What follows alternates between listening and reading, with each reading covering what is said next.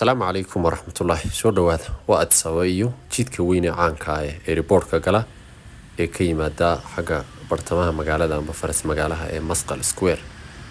Jidkan dhismo casri ah ayaa lagu sameeyay ilaa haatan ku socda. Waxaanu marinay xilli uu roob weyn la da'ayo.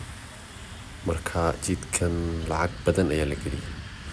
Ninka taksiga ayaa qosliyo lacagta jidadkan la geliyay maxaa la noogu qiimo waayay. markaa wada aad loo qurxiyay wuxuu yiri waliba dhirta timirta inta la leeg wuxuu yiri hadaad jiido 300,000 oo birta Itoobiya ganaaxa laga qaaday. jidkani aad baa loo qurxiyay dib haweyn weyn oo aad lagu sameeyay hadii aad hore u mari jirtay waxa laga yaabaa inaad waadan magaaladana aad u kala aqoon inaad garan weydo inaad jidkan hore u martay inaadan hore u marin. dhismayaasha ku soo jeeda hareerihiisa isaga oo aad loo xardhay dhammaan dhismayaasha ku soo jeedo dib loo wada qaaday.